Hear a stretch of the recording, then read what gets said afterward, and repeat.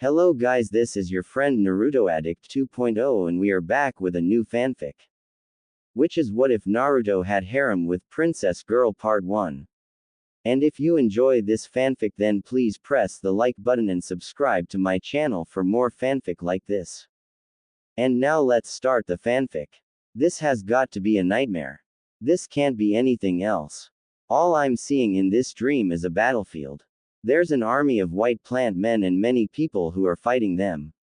Issei Hyodo thought. Then to his shock, he saw an injured person got eaten by that white plant man. Kaden. Hosenka no Jutsu.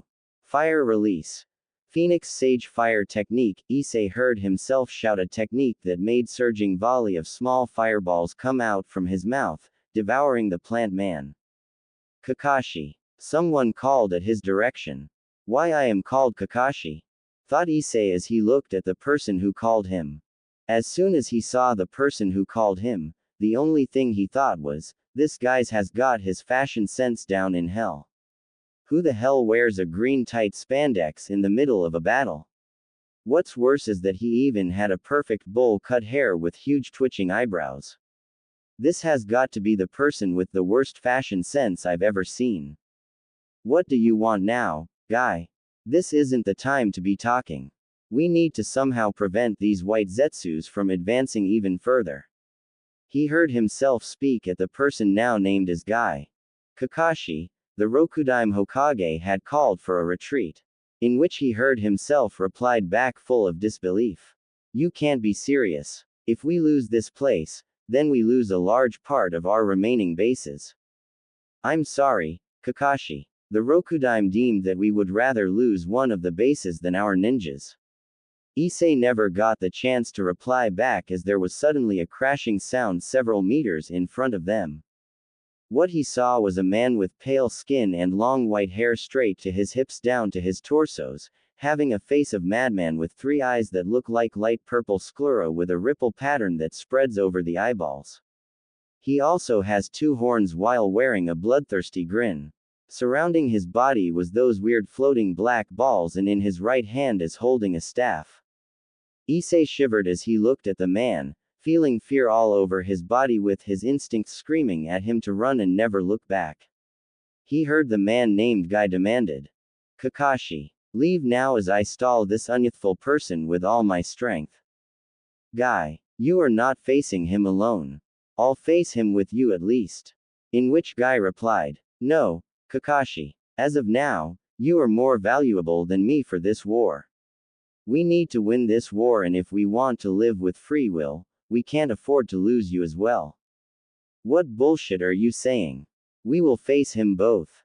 We can't afford to lose you as well. Kakashi, you need to understand. Right now, we are facing Madara. Even if we face him together, we won't win. We will die. I can stall him long enough for you to escape. I know that you can't stall him. You know that yourself, don't you? Guy questioned, and before he can continue, the man named Madara spoke. Why are you Konoha nins taking so long? If you want to dance with me before you die, at least do it faster. I'll wait for you to finish talking, just do it fast. Issei suddenly felt pissed at the guy because of his arrogance. Kakashi. Leave now before he starts to attack. Before he could reply he felt Guy gathered something from his body as he heard him speak. Kaiman. Kai. Gate of opening, release. As soon as Guy spoke, Issei felt enormous energy from Guy being released as he heard him continue. Human. Kai. Gate of healing, release. Issei saw Guy's wound started to heal until all of his wounds are gone. Simon. Kai. Gate of life, release. This time, he saw Guy's skin change from normal to a darker red and his temples suddenly erupted veins while his eyes completely turned to white. Shoman. Kai. Gate of pain, release. Even more energy is being released in Guy's body. Toman. Kai. Gate of limit, release. He continued. Kaiman. Kai. Gate of view, release. Vortexes formed from the nearby water bodies suddenly appeared surrounding Guy. Kyoman. Kai. Gate of wonder, release. Issei saw Guy gritted his teeth on pain of opening those gates and an aura suddenly coats Guy surrounding his body. Shimon, Kai, Gate of Death, release. He heard Guy screamed in pain as a flaming aura of red steam is released on the pores of his body, hair, and eyebrows. Issei heard himself berated Guy. Are you insane, Guy? Opening the gates from 1st to the 8 will make you lose your life. Hearing himself say those words made Issei blanched at disbelief and looked at Guy with sad eyes, knowing that he can't do anything in this situation even if this is a dream. Rival, I know that we won't live in facing this demon, but don't worry. As my friend and rival I will do my best to save at least your life knowing that we can't save both. I can't do that. Guy interrupted him. Please, I know that you know we can't survive this both. At least give me the satisfaction of saving my rival in exchange of my own. At least, accept my sacrifice, Kakashi. Guy replied with his good guy pose and a white smile. I'm getting bored of your sentimental speeches. Seeing that you have already opened the gates, let's dance, might Guy. Madara screamed with his gleeful expression. Issei suddenly felt himself getting kicked by Guy as he saw the two people engaged in a fierce hand-to-hand combat. He only felt tears on his cheeks as he saw himself running from the fight knowing that he can't do anything. And in exchange of that, he lost his friend and self-proclaimed rival. He turned when he heard Guy screamed in pain as he saw Madara brutally injured but was holding Guy who was looking at him with eyes telling him to get away. He could not even move to save Guy, feeling his body wrecked in pain from the kick he received as he saw Guy getting impaled in his head. Waaaahhhhh. Issei screamed at the top of his lungs falling in his bed with a headache filling his head. Ouch. That hurts. Issei cursed as he tried to muster his strength to get up. Only to feel weak then grabbing his head that is throbbing in pain of his headache. Did I really had to have a headache today of all times? This fucking headache ruins my date. He said as he sighed in exasperation. I need to take some painkillers to lessen this headache. Still, why did I have that weird dream? It doesn't make sense. All it does is making me feel some deja vu. Maybe my date with Yuma-chan will make me forget about the dream. I wish that she will also let me grab her oppai. This will be my first date. I won't screw this up. Issei cheered in his heart with full of perverted thoughts. Grabbing his newly bought clothes for his date, he drank a painkiller then he started to fix himself. Grinning at himself as he saw his reflection on the mirror. Damn, I look good even though these clothes are simple. A simple blue fitted shirt and neatly ironed black jeans is enough for my first date. Now all I need to do is to take Yuma-chan to many places so that she'll enjoy our date. And maybe a first kiss with the sunset as background later. After arriving at the meeting place, he waited for his date Yuma to appear. He was given a flyer by a girl who looks like she's advertising the contents of it. I wonder what's this flyer. I'll read it now just to pass time. What's it say? We will make your wish come true. Looks like fake advertisement. Guess I'll throw it away. Before Issei could throw the flyer away, his name was called by a girl's voice. Issei-kun. He looked at the direction where his name was being called. He saw Yuma waving her hand while running towards him. Yuma-chan. You look good on your clothes. Oh, Yuma-chan, your oppai seems beautiful today as well. Issei gave a compliment but he can't help looking perversely at her bountiful. No. This is my first date. I won't ruin it by being perverted around her. I need to be a gentleman. Issei shook his perverted thoughts with a sincere smile in his face. Issei-kun, did you wait too long? She asked while Issei gave a reply. Nope. Yuma-chan, I just arrived as well. How long I've wanted to use that line. He thought while giving a grin at his date. Well, Issei-kun, let's go for our first date. Yuma then started to grab his hand while heading towards the destination of their date. I'll just throw this later then. Issei just placed the flyer in his pocket while being dragged by Yuma for their date. It was sunset the moment Issei finished his date with Yuma. It's here. The sunset as a background is here. Now all I need is a kiss, then it will be a dream come true. Issei thought happily as he heard Yuma's voice started to speak. Issei-kun, can you do me a favor? She asked sweetly innocent voice. Yes. It's the kiss. What else could it be? The sunset as a background and a kiss to celebrate the first date. Sure. Yuma-chan, anything you ask. I replied with a thumbs up. Then, would you die for me? She asked. The previous innocence was gone and it was replaced by a distinct but sultry voice. My headache must be returning. I didn't quite hear what you say. Yuma started to lean towards Issei and whispered into his ear. Would you die for me, Issei-kun? Issei didn't have time to reply as soon as she saw Yuma began to change her form. Her cute clothing turns into a sexy costume that looks just like a BDSM costume that barely covers her body. She grew even more taller, her became even more bigger and bountiful, and her thighs looked even more juicier. Her whole body figure became even more sexy and curvaceous. Oh pie, wait, why does she have black wings with feathers? This looks like something out of freaking fantasy. Before Issei could continue thinking, he saw her forming something that looks like a spear, then she threw the spear at Issei's gut, making him fall to his knees. Wah, was all Issei could say as he looked at his wound and back to the one that caused it. I'm sorry. Don't worry about our date, I enjoyed it. It's like playing with a kid, but my fun has to come to an end. My superiors think that you were just too much of a threat. So I had to kill you. Yuma said. Issei's knees finally gave up, making him fall, sprawled out in his own pool of blood. He heard Yuma continue to speak. If you want to blame someone, then blame God for putting a sacred gear in you. Without even glancing back, she started to fly away using her black wings. He was in the ground, he can't even move. He was dying and his mind started to lose consciousness, but he could hear his heart beating, and it was continuing on, slowing down. Before he could lose consciousness, he saw a small red circle coming down from his pocket, becoming even more bigger. He saw someone coming out from the circle, a girl with a crimson red hair, the same crimson red as his blood.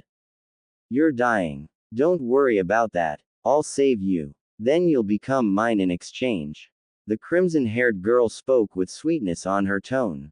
That was the last thing he heard before blacking out. I'm back here at this place. But it seems a different dream than the one before, Issei thought with wonder. Then he heard himself speak. We will continue with the mission, we will not save Rin.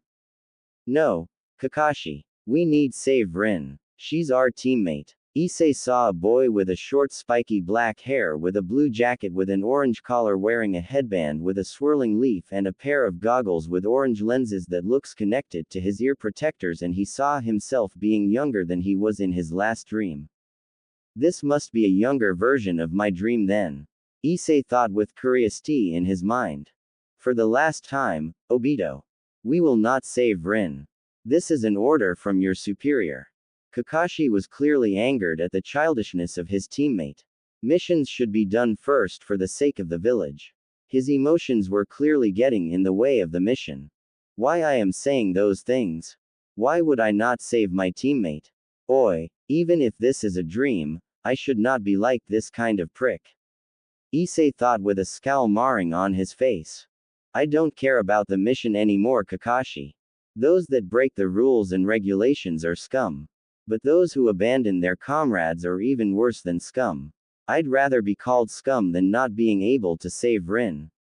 Kakashi, I know what happened to your father. He saved his comrades even if it means failure of a mission. No matter what other people think about him, I believe the White Fang is a true hero. The boy named Obito spoke with clear conviction and resolve in his voice. You can continue this mission by yourself, but I'll save Rin on my own if you don't want to. Obito spoke before turning his back away from Kakashi to Rin's direction. What am I even doing? Kakashi. Save your teammate. Issei could only growl in annoyance at his counterpart Kakashi for not even moving. Then he was in a different place after that scene. Issei saw himself saving Obito from an attacker right on time. It seems I'm still in the same dream, but it's in a different scene. Issei thought with curiosity. How was somehow he able to change dreams just like that? Kakashi. I know I would get to you somehow. Obito flashed a grin at Kakashi. So my dream counterpart decided to save Rin as well, phew. I thought my counterpart was a complete jerk, glad he is not. Yeah, you did. Thanks, Obito, for making me realize that my father was a hero. Issei heard himself. My therapy jutsu really works. Haha. Beat that Minato-sensei. Obito smiled widely at Kakashi. Kakashi could only think, therapy jutsu. What the hell? So the brat was saved by another brat. No matter, I'll kill the both of you know. The attacker spoke, but Issei himself could not find the source of the voice. Then he was in a different place again after that one. Issei saw himself and Obito releasing a girl, most likely Rin, from her restraints, but then a person appeared. I see. That idiot Taizaki was not even able to stop two brats. Well kids, you're out of luck now that I'm here. I'll bury you brats alive. Say goodbye each other. Doden. Iwayado Kuzushi. Earth release. Rock lodging destruction. The person did some strange hand signs, then Issei started to look around as he heard the cave started to rumble. After looking back to where that person was, he was gone. What the heck? Is that the same as the fire one I did in a dream before? Issei could only think with disbelief. Then the cave started to give in and started to fall on Kakashi, Obito and Rin. Obito, Rin, we need to run, now. Issei heard Kakashi speak, and after that they started running with the collapsing cave at their backs. After a few seconds of running, they were able to see the exit. Issei suddenly felt being pushed away by someone, only to see the half of Obito's body being crushed by a boulder. Issei only looked at Obito with shock for giving his own life to save Kakashi. No, Obito. We'll save you now, don't worry. Kakashi exclaimed in a tone of worry and regret. You can't save me, Kakashi. I can't even feel half of my body now. Obito said in a defeated voice. Issei felt tears running on his left cheek coming from one of his eye. Holy shit, I don't have my other eye anymore. Wait, that's not important. Obito's even more important than that. There must be some way. Obito, I'm not giving up on you now. Kakashi wanted to continue, but before he could, he was stopped by Obito. Kakashi, I didn't have any gift on you when you became a Junin, right? Then I'll give my Sharingan to you as a present. Obito said, with only Kakashi giving his reply. No, Obito. We will save you. Kakashi was interrupted by Obito. Damn it, Kakashi. You're running out of time, the cave is starting to give in. Then Obito's attention is turned to Rin. Rin, you can do medical jutsu, right? Seeing Rin nod, he continued. Take my remaining eye and replace Kakashi's injured one. Only to see Rin in tears while nodding. After Rin took Obito's eye, he spoke. Bakashi, I'm about to die, but I'll become your eye, and see the future with you. Also, protect Rin no matter what the cost. Please take this as a one-time request from me. Goodbye, Kakashi. Obito smiled happily at Issei's direction, where Kakashi could only be seen with tears falling on his eye. Issei felt his mind waking up as he saw the sunlight entering from his window, only to feel tears on his eyes coming out. Shit, that really was a sad dream. Obito died and my counterpart wasn't even able to do anything. Issei thought sadly as he remembered Obito's words. He really cared for Rin, unlike me. Wait, did I just say me? Must have been my imagination. Still, to think that I'll see 3 different dreams. Maybe I need a psychologist or something like that. Issei thought before he continued. Nah, so bothersome. I'll just pass then. Maybe my porn will cheer me up from that sad dream. Issei thought, giggling perversely, but before Issei could even take a peek on his porn, his alarm started to ring, indicating that there's only 30 minutes left for school. Guess I should already take a leave now, I'll just take a look at the porn later. Issei thought, rushing since if he did not move, he'll be late for school. The dream where I died is still the most realistic. I wonder if it really happened, I'll ask around anyway. I did introduce Yuma-chan at many people. And I died in her hands. Issei thought sadly with curiosity. So, the date with Yuma-chan is just a dream, after all. Issei already talked to his two perverted friends since they were the first people who met Yuma-chan when he introduced her. Their expressions were so amusing, and then they cursed me for being lucky to have a girlfriend, and now they only think I was crazy. They said that they can't even remember her. Her photo and contact disappeared on my phone too. I tried calling the number since I remembered it, but there was no answer. I went to her address only to found an empty land. I also went to the school where she was studying, only to be told that Amano Yuma doesn't study there. Well shit, it must have been just a dream. I still don't have a girlfriend, how depressing. Issei thought depressingly with a sigh as he started to walk anywhere, only to found himself making his way towards the old school building. I was lost in my thoughts, I didn't even realize where I was walking to, He was interrupted on his thoughts when he felt someone looking at him, only to see a crimson-haired girl smiling at him from a window in the old school building. Rias Grimori, why are you looking at me like you're judging me or something? Issei stared at the crimson-haired beauty, only to shake his thoughts. Rias Grimori, a white-skinned woman with blue eyes in her late teens. She has a voluptuous figure and a crimson hair that reaches down to her thigh. A third-year foreign student studying here in Kuo Academy. She's also the president of the Occult Research Club, and she's one of the Kuo Academy's two great ladies. Nah, it should be nothing surprising, given my reputation for being a pervert in the school. I'm sure she's just judging me because I'm a pervert. Issei thought, only to be replaced with perverted ones. Those two beautiful mounds of opia is still a sight to behold. One of the greatest pairs I've ever seen. Issei grinned perversely, only to see Rias Grimori looking at her with an amused expression. Shit. Stop thinking too much perverted thoughts. It's unbecoming of me. Wait. Why is it unbecoming of me? I am a known pervert in the school anyway, so why would I bother about my reputation? Weird. Definitely some weird shit is happening to me right now. Issei thought with a confused expression while giving a short bow of respect before leaving Rias on her own thoughts. That's a miscalculation, I guess. He's not much of an idiot as it seems. Rias pondered on her thoughts as she recalled the events that led on Hyodo Issei's death. The group of fallen angels lurking in her territory gave her a perfect chance to snag Hyodo Issei to become her servant, and also knowing the fallen's intentions.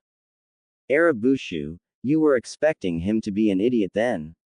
Rias heard a reply as she looked towards the one who spoke, Himahima Akino. Himahima Akino, a young woman with a voluptuous figure around the same age as Rias. She has violet eyes and black hair tied in a long ponytail, reaching all the way down to her legs, and an orange ribbon keeping it in place. Of course, Akino. We observed him before for a long time, ever since Kaneko was able to sniff a dragon's scent on him. So we know that he's an idiot, yet what we observed on him now was a showing that he is somewhat aware of his situation. Rias gave her opinion on Akino. Well, just make sure to tell him about his situation before something happens, Bushu. Akino said, leaving a cup of tea for Rias before leaving. I know, Akino. I'll make sure to tell him before something bad happens. I care for my peerage after all, you know that. Rias replied, only to receive a smile from Akino before closing the door. After the class has ended, Issei was offered by his perverted friends to join them on their porn marathon. He only rejected them, saying that he has a lot to think about. It was dusk the moment Issei reached the place where he died in Yuma's hand. After a few minutes of looking for clues that Yuma really did exist, Issei did not find even a single one. She doesn't really exist, I guess. It was just a dream. Issei said with a defeated sigh, indicating that he gave up on finding clues about Yuma. But my senses suddenly became even better. I guess it could be said that my senses were enhanced. I only felt the change when it becomes night, it seems. My senses were not this good in the morning. Issei's muttering only stopped when he felt a dark presence creeping up behind him. Looking at his back, he saw a man wearing a black trench coat and a black hat with an eerie smile on his face. So, I found a stray that defected from its master. You'll meet your end here, stray. The man spoke while chuckling darkly. The man changed his form, giving him black wings. Then he started to form the same spear of light that was used to kill Issei. Then he threw the said spear at Issei. Shit. I need to dodge. Issei's thoughts were aligned to his instincts that were screaming for his survival. He rolled over the ground to dodge the incoming spear on his direction. Ho, so you were able to dodge that one. I guess I made it too easy for you to escape then. After that, he formed two spears of light again. Issei was only able to dodge one, but he was not able to dodge the other. The light of spear struck Issei's stomach, then Issei screamed in pain. It hurts, doesn't it? Issei only sweated bullets as he grit his teeth in pain. Light is poisonous to you devils after all. It hurts more than when you were human, right? The man sneered in mockery as he spoke the word devil. Devils? What is he talking about? Issei thought while thinking that he might die. The man started to form another spear, but he was stopped by a voice that echoed in the place.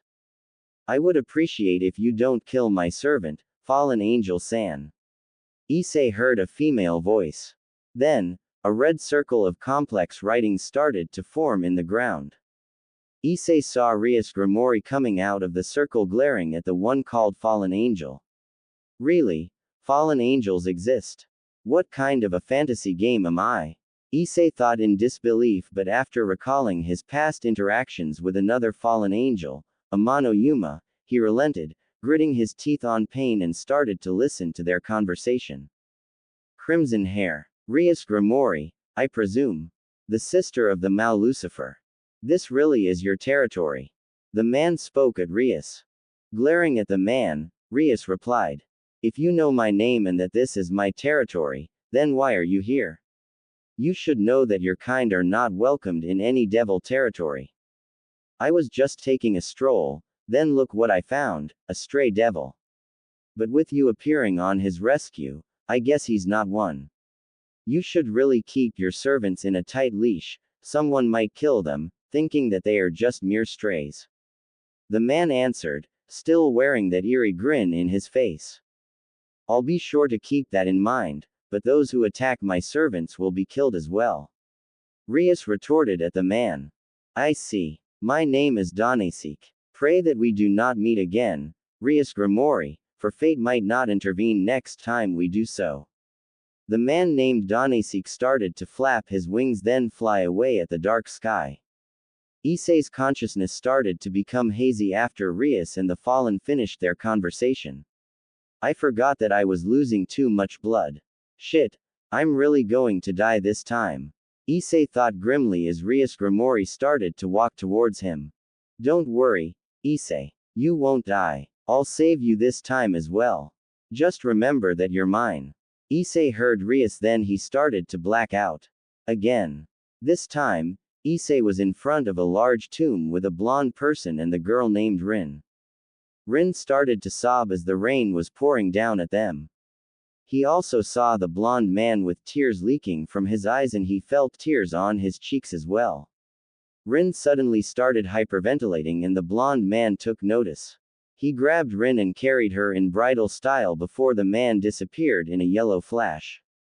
Issei felt that Kakashi had his other eye covered by the headband he wears. Kakashi then started to speak. Obito, why did you even save my life when you should have just saved yours? You didn't even have to care about mine. I treated the mission more important than yours and Rin's life. You should have just left me alone. Kakashi spoke regretfully without even caring about the pouring rain in his head.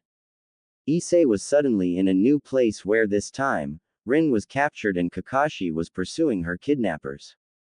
Issei saw that Kakashi was able to save Rin and get away from the enemy in the meantime, but the enemy did something to her. Kakashi-kun, kill me.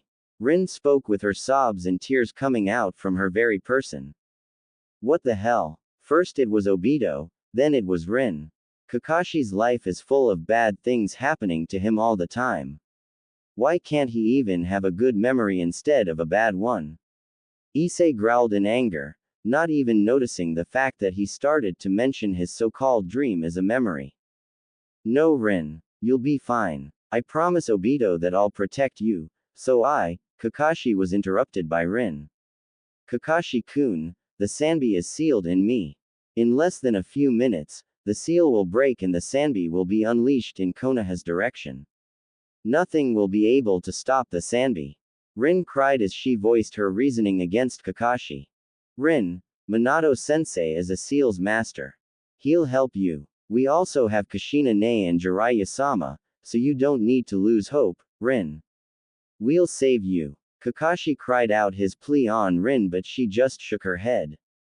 Rin's body suddenly slumped to the ground and she suddenly screamed out in pain. Kakashi-kun, please kill me now. If you don't, the Sanbi will destroy Konoha. Please, Kakashi-kun. Rin, I can't do it. You're the only one I have now. My mom, my dad, Obito. The people I care for are dead. I don't want you to die as well. Please just let us go to Sensei. He'll save you. Kakashi sobbed as his tears fell down on his cheeks. Then someone suddenly spoke.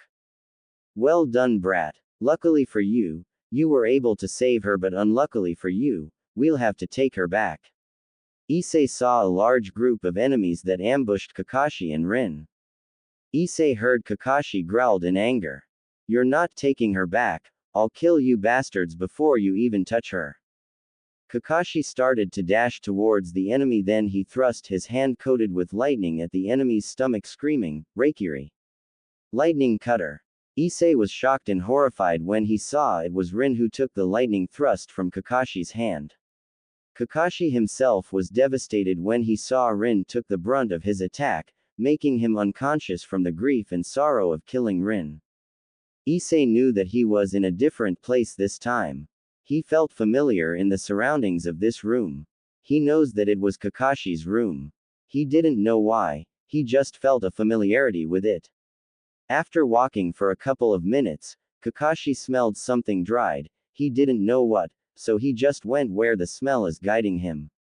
He was suddenly in front of a slightly opened room. Kakashi proceeded to knock and speak. Dad, are you okay, there? I smell something funny coming to your room. After hearing no response, Kakashi continued knocking and asking 3 times. Issei knew that something bad was inside of the room in front of him, yet he cannot pry his eyes away. He felt that he needed to know what's inside of the room. He needed to face this fear with full focus. After no answer, Kakashi opened the door. After looking around the room, Issei saw a familiar man sprawled down on the ground holding a knife in his hands that was embedded in his stomach. Kakashi rushed towards the familiar man. Issei knew this man. This person is his father. Issei fell down on his bed and suddenly started screaming in pain as he held his head from the throbbing headache.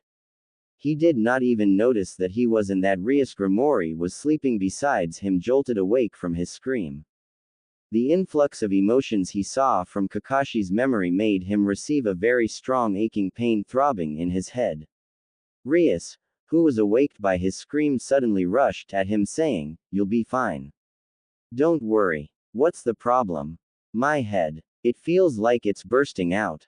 Issei continued his screams non-stop as he continued to hold his head, gritting his teeth at the throbbing pain he's receiving. Rias can only look at Issei with full of worry since she cannot do anything as of now to help him. She didn't know what to do with this kind of situation. I was lucky that I put some magic circles that can make a room soundproof. Rias thought, still worried at Issei's condition. After a couple more screams from Issei, he started to breathe hard and calm down. Falling to slumber once again. Rias laid Issei back in his bed in a relaxing position. She could only do this much, since she doesn't know what happened to him. She'll consult this with Akino later. Issei could not see himself as he continued to swim in the sea of darkness. After a couple of minutes moving towards nowhere, he stumbled upon an unknown huge entity filled with darkness and death talking to a man with a spiky silver hair that reached into the middle of his back that is tied into a ponytail. The man wears a weird uniform with a pair of gloves and a flak jacket. The entity started to speak. Hitaki Sakumo, I don't know how you got to have a second chance to live your life, but since I was ordered by Kami herself, I'll do it. But knowing your personality, you might request something so I'll entertain you. The silver-haired man named Sakumo started to speak. I guess you're right about that, Shinigami-sama. He continued. Before I make my choice, can you fulfill a simple request for me? I did say that I'll entertain you. So, go on, speak. The Shinigami urged Sakumo to continue. I know that my son Hitaki Kakashi is now dead, can you please show me every single one of his memories? Sakumo made his plea in front of the Shinigami. Fine, I'll let you see it. The Shinigami started to move towards Sakumo and pointed his forefinger at Sakumo's head. Sakumo started to see every single detail in Kakashi's life. His sadness, his grief, his sorrows, his regrets, his happiness and up to his death. Sakumo spoke then. I've made my decision, Shinigami-sama. Please bring back Kakashi's life instead of mine. His voice filled with sadness, knowing that he left his child only to suffer after his death. I'm not sure about that. You see, Kami said that it was you who would be given the chance, not your child. But since you're such a piece of work, I'll ask her then. The Shinigami spoke with clear amusement in his voice. This human is really different than the others. People with that kind of personality are scarce in elemental nations after all. The Shinigami thought while waiting for Kami's answer. The Shinigami turned his attention towards Sakumo who was waiting for Kami's verdict. He spoke. Kami has given me her answer. She decided to grant your request on several conditions. After seeing Sakumo's expression he continued. First, he is currently inside of my stomach after performing the Shiki Fujin, dead demon consuming seal. I cannot just take him out of there since he already paid the price. Seeing Sakumo nodded. In exchange of taking him out, I will take you there instead. You will never be able to see your wife if you will be stuck in my stomach for eternity. Are you willing to do that? I do, Shinigami-sama. I've caused enough grief for my child. Knowing that I could give him a second chance, I'll gladly do so. And my wife would only want Kakashi's life to be full of happiness. Sakumo spoke with resolve in his tone. I see. Then second, he will be reborn as someone else, he will not regain his memories easily. He will only regain them pieces by pieces when he is approaching an immense danger. If he is not approached by any danger, there is a chance that he will not regain his memories. Is that fine with you? It is, Shinigami-sama. Third, he will also gain his abilities pieces by pieces. And before you ask, yes, he will be reborn in a dimension where there are constant fighting that he might get involved. Are you willing to risk your child for that new world? I'm reluctant to say this, but yes. Shinigami-sama, I know that Kakashi's strong. So he'll be able to survive the challenges that will come on his way. I see. Then, in assurance of the condition, I will now send his soul in the dimension. He will not be immediately reborn. His soul will needs to be comfortable in the new dimension first. So before you request, I will not be able to show you even his form as a baby. I understand, Shinigami-sama. You should take my soul now as the exchange of the deal. But before you do that, can you grant me one more request? Sakumo asked. I already told you that I'll entertain you, as long as it's not related to lives and souls of any people, even your wife. Thank you, Shinigami-sama. Then, please let me and my wife see Kakashi's life after his death comes. Granted. Now, enough bickering. You don't have any requests now, do you? Tsukumo only gave a smile and a simple nod, then he heard the Shinigami speak.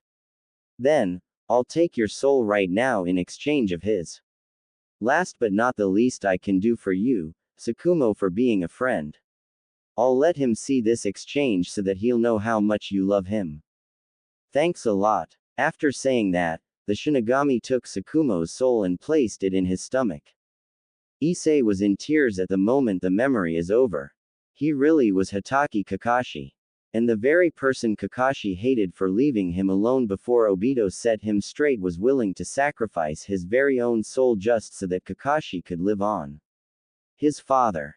Then, he was assaulted by his past memories and from his birth up to his death.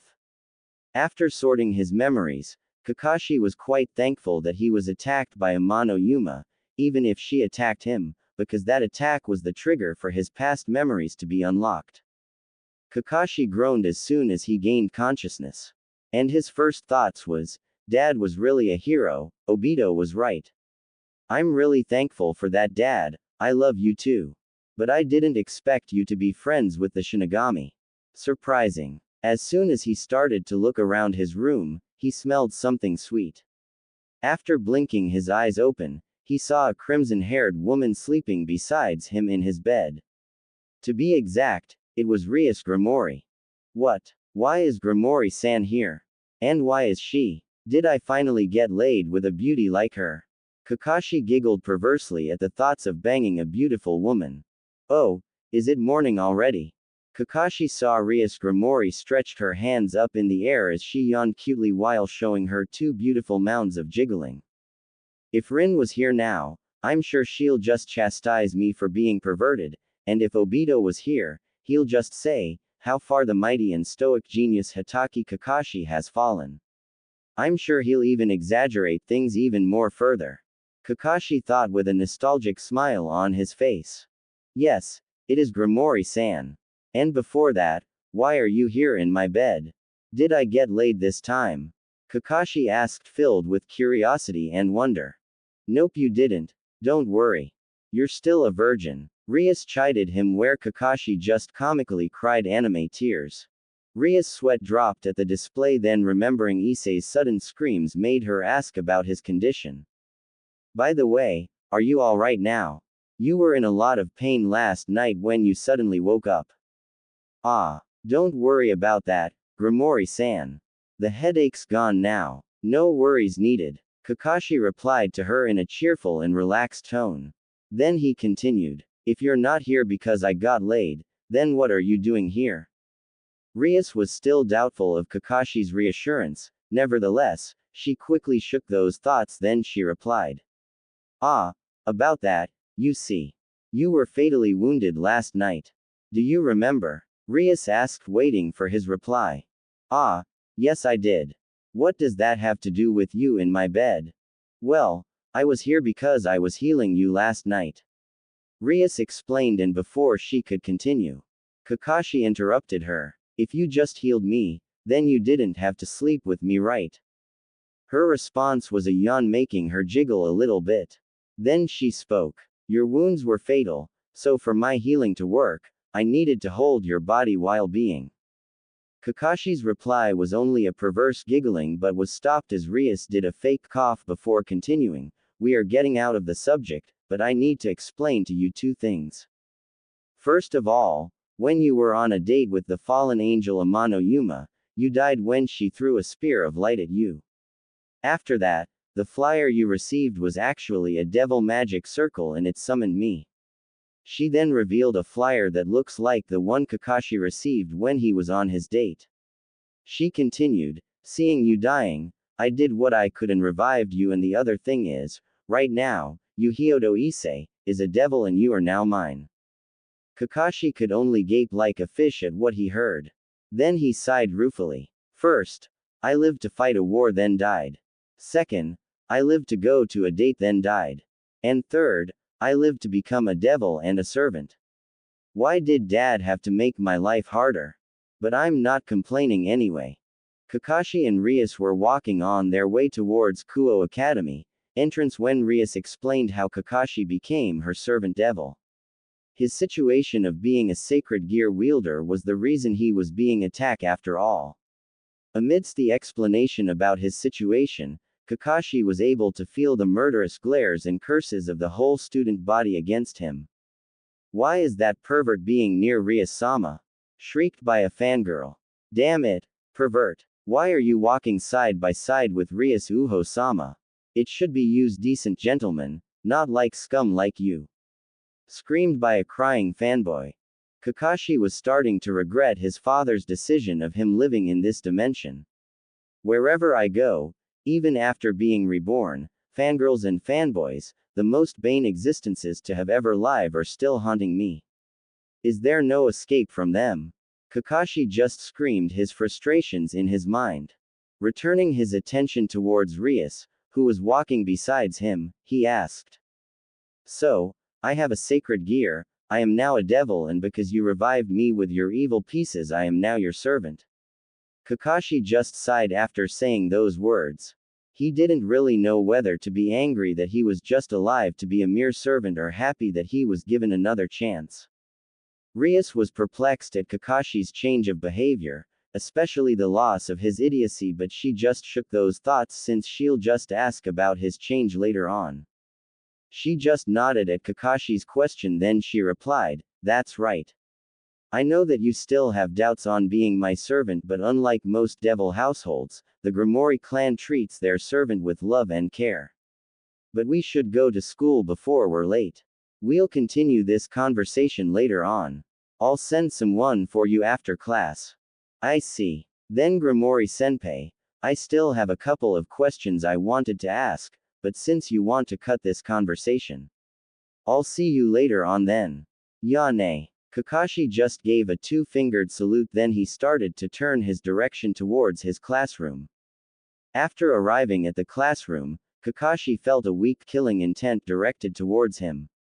Sensing an attack coming from behind, he dodged, and then he retaliated with a punch in return.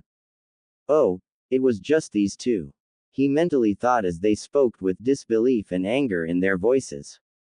Ouch. Issei, when did you know how to fight? The bald head commented.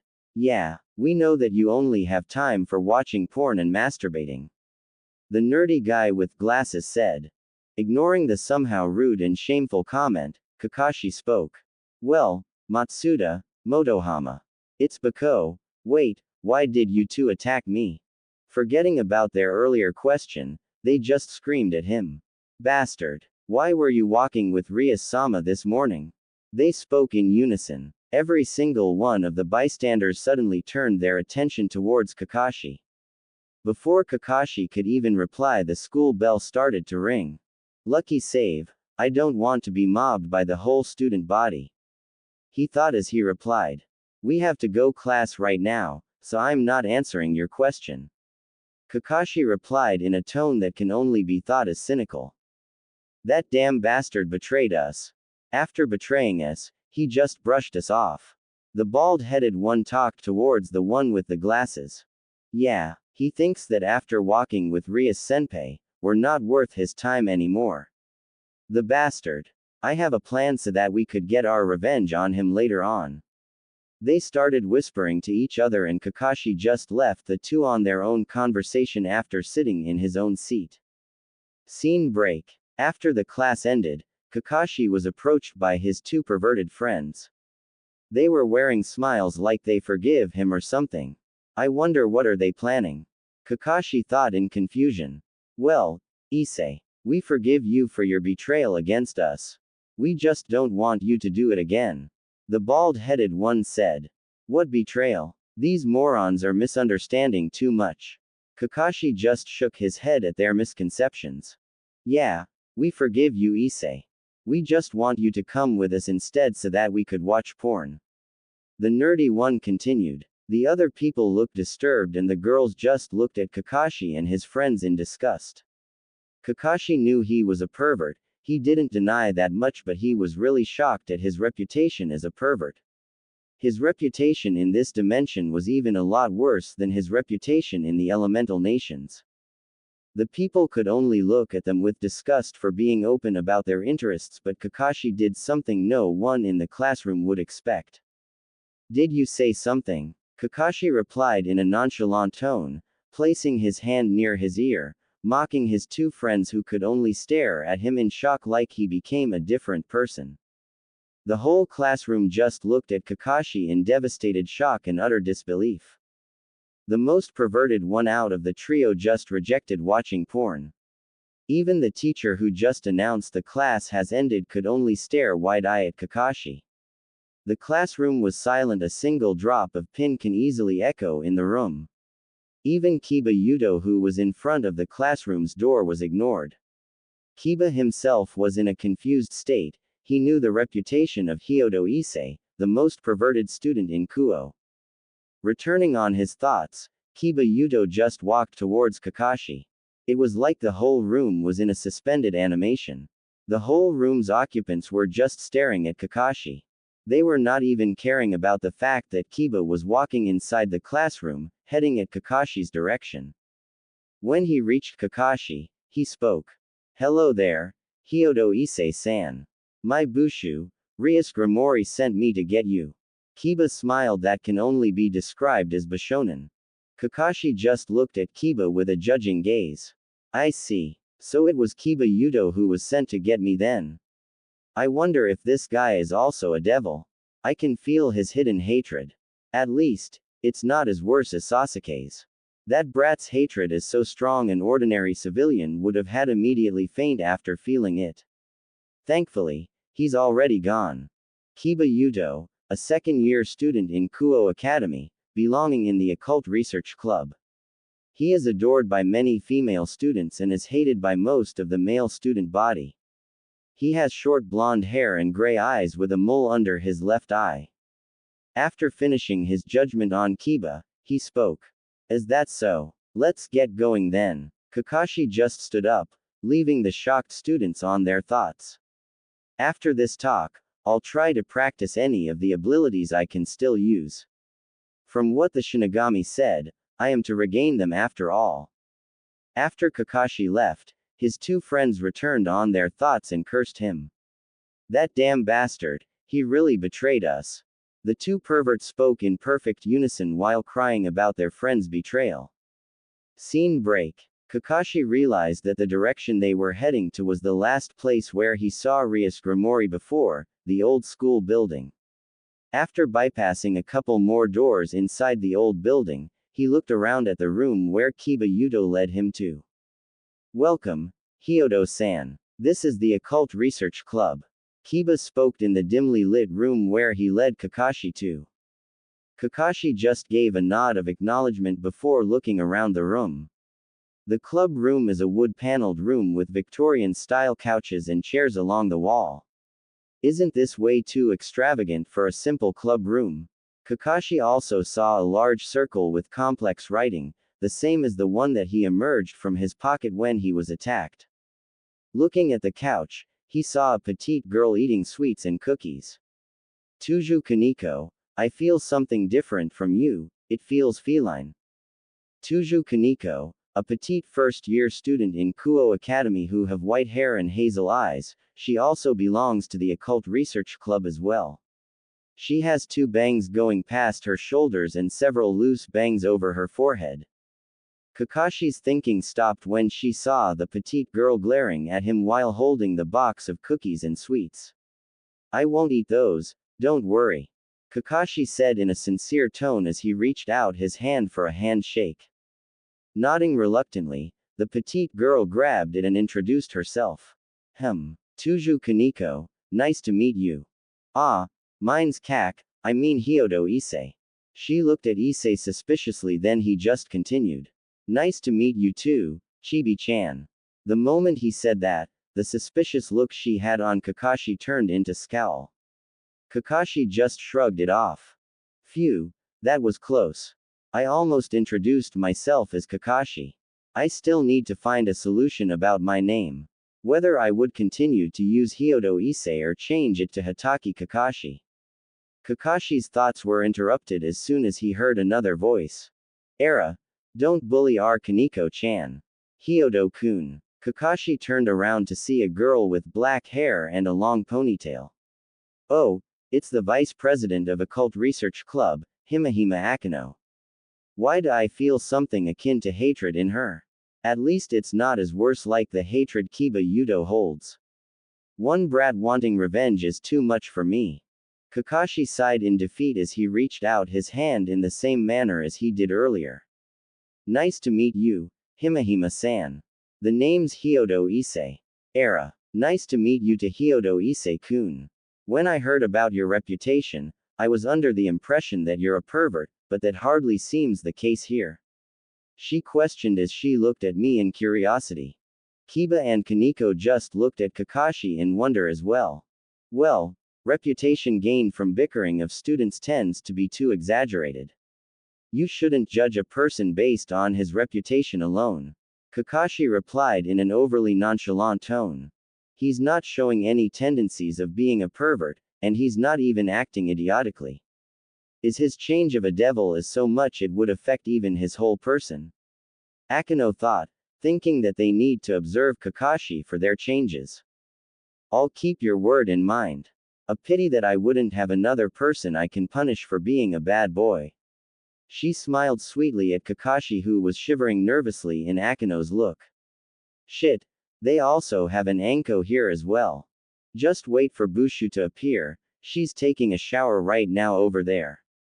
She pointed towards a room where sounds of water flowing can be heard. She's taking a shower. Oh, boy, this is gold. I wish Jiraiya-sama were here so that he could add this on his research. Kakashi just giggled perversely at the room of the door where the sounds can be heard.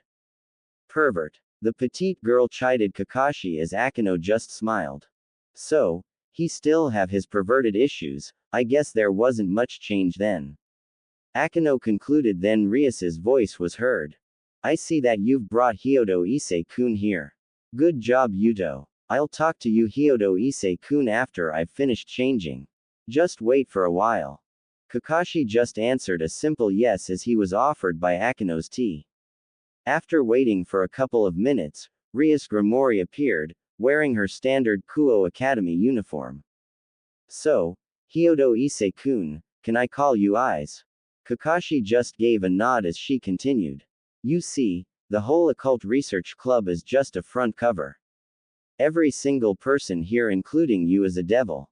She spoke clearly. Kakashi just looked at the whole club with suspicion. After what happened to me, I'm guessing I should believe you. But I want another proof besides your word. Kakashi stated, looking at them. They just moved their shoulders a little. Then black wings that looks like of a bat appeared at their backs. You guys have bat wings, guessing that I'm a devil, I also have one. Don't I? Kakashi asked rhetorically while feeling his back, suddenly feeling a set of wings sprout from his back. Now that I believe your words, can you explain to me the whole situation? Kakashi asked, wondering about his whole situation. You are rather taking this well, Eyes. It was a statement, not a question. Kakashi just scratched the back of his head. Well, I've already seen someone create black flames that cannot be extinguished no matter what, and it would continuously burn for 7 days and 7 nights. That someone was also able to create gigantic humanoid being using only his eyes, and someone related to him was able to call 2 fucking meteors, with the latter being even bigger than the former. So no, nothing would surprise me anymore. Kakashi retorted, not even bothering to hide the sarcasm he had in his voice. Rias and her group just looked at Kakashi like he was crazy. What? They said in perfect unison while giving a shot of incredulous stare at Kakashi. Don't worry about that, can you just continue on your explanation? Kakashi just dismissed their weird stares on him. Rias, still perturbed by what Kakashi said, just shrugged it off and started to explain about the Great War that happened over 1,000 years ago that led the 3 factions having a ceasefire. She did explain a little bit about the clans in the Devil Society. She also explained about the evil piece's great value that was used to reincarnate humans into devils. Kakashi just kept quiet while Rias explained the whole situation for him. After a few minutes of waiting for Kakashi to take in the information she had given, she heard Kakashi spoke a question. So, I'm a devil servant that is under the Grimoire household then. After seeing Rias nod, Kakashi just thought about the whole situation and decided to stop thinking too much about it. No matter what I do, all I can do is to accept my situation. I don't want to die anyway, and if I were to reject, I will be branded as an exile or something of the like. After that, you will send others after my head. Kakashi just gave a tired sigh when Rias noticed him saying about being an exile. You're right about being exiled, but the proper term is called a stray. But how did you know? Rias was really curious on how Kakashi knew about becoming a stray if they were to leave their master without permission. You did explain the importance of the clans. Of course any clan would want to kill anyone that would bring shame and trouble in it. Kakashi gave her a, that should be obvious type of look. He really is different from what we observed over the past months. I wonder if it was because of becoming a devil in the process. He's even smarter now. Rias thought. Then she added another statement. Don't worry about becoming a servant. I won't request you to do any immoral actions or something of the like. You should also know that you have a chance to become a high-class devil. These devils will receive a set of evil pieces that can be used to give you a peerage as well. How do I become a high-class devil? You are right now a low-class devil. After that you become a high-class devil. After that is the highest class a devil can get, the ultimate class devil. Only a number of people have become an ultimate class before. To become a high-class devil, the easiest way is to fulfill many contracts that you receive from countless humans that want any wish that they have. That would take too long. Rias-san, what would be the fastest way to become one then? The fastest way is your participation and achievements in war. But right now, the three factions are in a ceasefire. So that's not possible. Rias stated at Kakashi, who was thinking of becoming a high-class devil as soon as possible. She added another question. Do you still have any questions? In which he replied, yes, I do. What do devils do anyway? Do they manipulate the human mind, and do they really eat souls? They don't. All we devils do now is to fulfill the wishes of other people, like what I told you earlier. We grant them their wishes. They call us, then they complete the contract by giving us something in return. Quote. Now, does that mean devils do those before? No matter. Last question please. Kakashi then was urged by Rias to continue. How do I activate the sacred gear? He was really curious about this one especially. It's like being a Jinchuriki. Based on what I hear, I can say that this abilities come from the being sealed in the sacred gear. It's not like a healing sacred gear could just heal someone, it would need a source. I wonder what kind of being is sealed in mine. Well, think of a strong person that you know and imitate that person's pose or something. Rias said, watching Kakashi just stand. Then he held out his left hand like it's holding a small ball. Rasengan. Spiraling sphere, Kakashi spoke. Then a blue sphere of energy started to form in his hand. Before the ball was complete, it completely dispersed and the energy spread in the room. His hand was replaced by red claw-shaped gauntlet with yellow accents and green inscriptions. The whole group was looking at Kakashi in curiosity.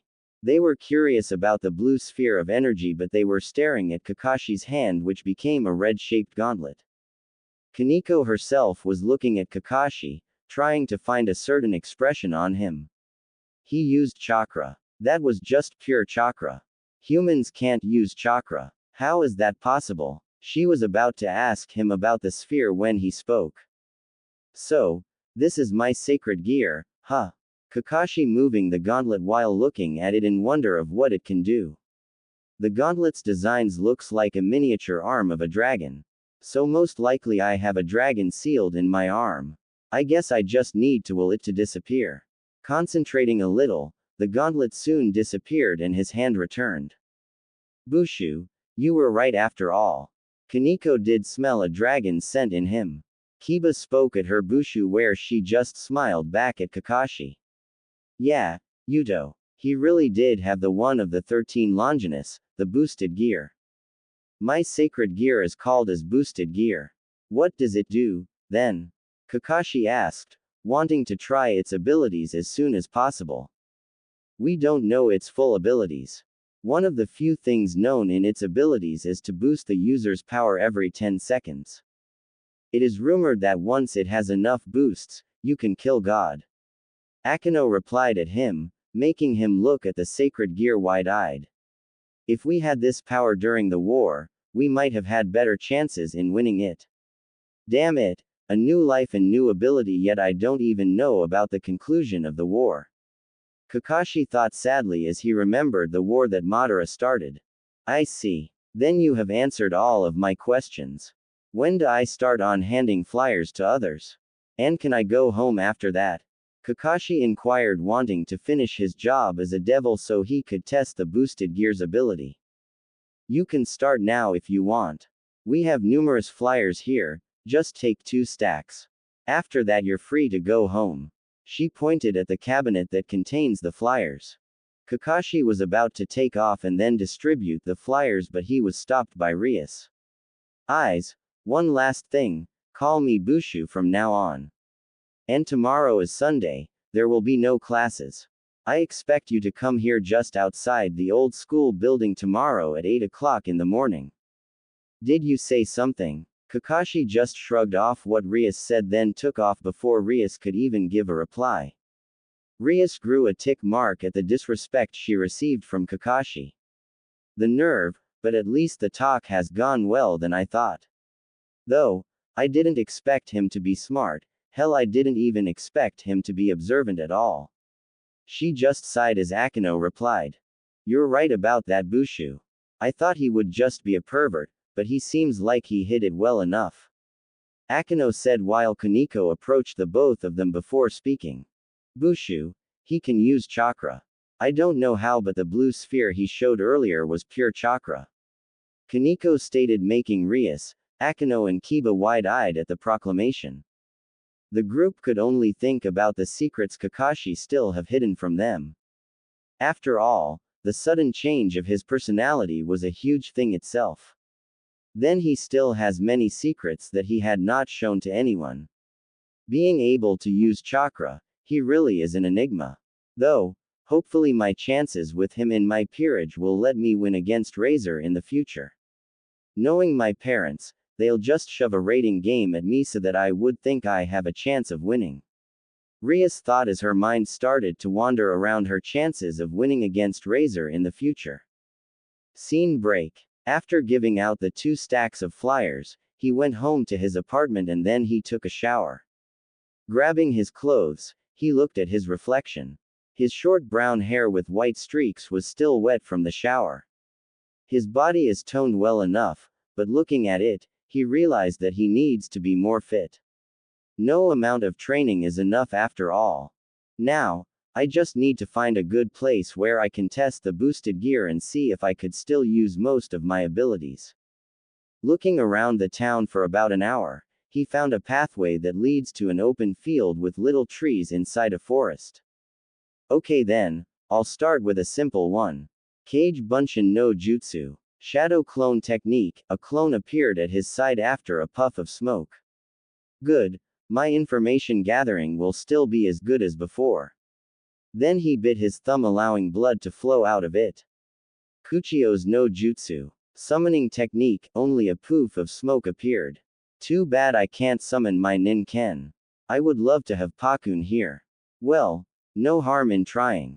After that he tried most of his basic jutsus like Kawarimi no Jutsu, body replacement technique, Shunshin no Jutsu, body flicker technique. Good. Both of them are usable. My chakra is now at mid-cage reserves, most likely because of becoming a devil. He thought with a delightful expression. Now, I won't have chakra exhaustion like most of the times. I won't know about my genjutsu unless I test it on someone. Due to the lack of this body's training, my taijutsu can only go on against mid-chunin. My kenjutsu can only go against high chunin. Since my current body doesn't have enough muscle memory, I can only compensate with my skills. I guess I should move on my ninjutsus. Moving to his elemental repertoire, he saw that most of his water, earth, wind, and fire jutsus were still accessible. He put some chakra in his eyes. Damn, I was only able to have an enhanced vision. I thought that I would regain the Sharingan, copy wheel eye, since the Shinigami said that I would get back my abilities. But seeing that it's not really mine, it can't really be helped though. Kakashi sighed since he lost one of his main techniques. I could still feel my lightning chakra coursing in my tenketsu points. I'll try opening the gates. Kaiman, Kai, gate of opening, release. Human, Kai, gate of healing, release. Seeing that he could open the gates, he stopped using it. Now, all I have to try are my lightning jutsus and the boosted gear. Boosted gear. After speaking that, the red gauntlet appeared in Kakashi's left hand. Boost. Kakashi could feel the power coursing throughout his body. The power coursing inside of my body is incredible. Though, my body can't handle any boosts more than 5 times. It seems that training my body will let me handle the boosts. I'll start as soon as possible. Kakashi thought with the intent of training, but not to the point like Guy. Boost. Even more power flowed inside of Kakashi's body. He could feel his strength have gone up to low gauge just from 2 boosts. If he were able to handle many boosts, then he would have strength enough to match the Sandaime and he will still be able to go on. The strength that the boosted gear could give is limitless. Kakashi thought, I really need to train my body if I want to handle the boosts of the boosted gear. I'll try on using my lightning jutsus. Chidori. Thousand Birds. Kakashi immediately created the downgraded version of his signature move. As Kakashi started to run, the drawbacks of the technique were starting to kick in. Damn, I won't even be able to use my Chidori and my Reikiri, lightning cutter. Though, the tunnel vision during my Chidori was less than normal. Only the Sharingan can lessen the tunnel vision of the Chidori. Does this mean that I can gain the Sharingan? I'm not sure about it, but it's better to hope. He was stopped of his thoughts when the gauntlet started to double his power again. Boost. This is just the 3rd boost, yet my body feels strong enough to take on 2 Akatsuki members. This is unreal. I can see why this sacred gear can kill God. Kakashi thought in awe of the abilities of the boosted gear. I'll just try another technique with the assistance of the boosted gear then. Raiden. Shiden. Lightning release. Purple electricity. A very huge stream of purple electricity was released from Kakashi's right hand as he pointed it towards the couple of trees several meters away from him. The lightning surged through many trees in the forest before the purple lightning dissipate, leaving the destruction of many the trees in its path while burning. The fire caused by his lightning spread throughout the forest, making a forest fire. Kakashi was in a state of shock at the destruction his purple lightning caused. Kami, I'm leaving here, he shouted in panic as he started to leave the vicinity, leaving no evidence as for who was there. Scene break. Kakashi was not thinking of anything as he dashed towards his apartment. He was tired by the time he reached his apartment door. After opening and locking his door, he immediately bolted on his bedroom, then he let his body fall to the bed. So tired, for my body to be this low in stamina, I need to toughen up this body. Still, I didn't expect that much destruction from Shiden. The jutsu was just a mid-A rank jutsu. For it to become an S-rank jutsu on a scale like Naruto's Futon, Rasenshuriken, Wind Release, Spiraling Shuriken. The boosted gear really is fearsome. Was the last thing Kakashi thought before his mind started to lose consciousness. My host this time is an interesting one. I wonder if you would be strong enough to face the white one when the time comes. The voice coming from Kakashi's left hand chuckled before it disappeared. Scene break. I hope he has a good reason for being late. Arg. It's almost 3 hours yet he's not even here. The nerve. Ria stomped her foot in the ground, angry because Kakashi was still not making his appearance. Era. Bushu. I know that he's late, but losing it on your new servant.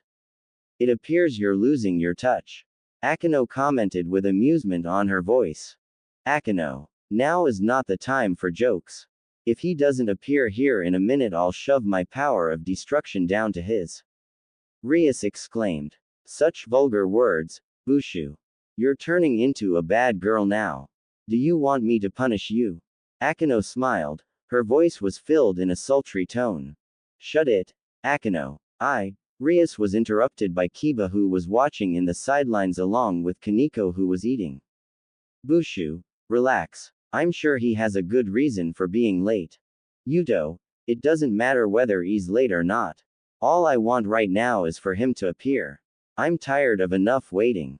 The redhead screamed. After that sentence, in a swirl of leaves, Kakashi appeared.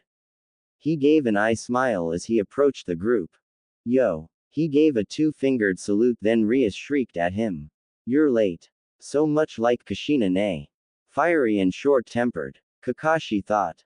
Well, you see, while I was walking towards the school, I saw an old lady who was carrying a lot of bags. I thought that she needed help, so I helped her. I didn't know that she lived near the mountains. So after helping her, a black cat crossed my path. I took a shower to wash off the bad luck, and after that I got lost in the road of life. That's why it took me so long to get here. Kakashi said rather seriously.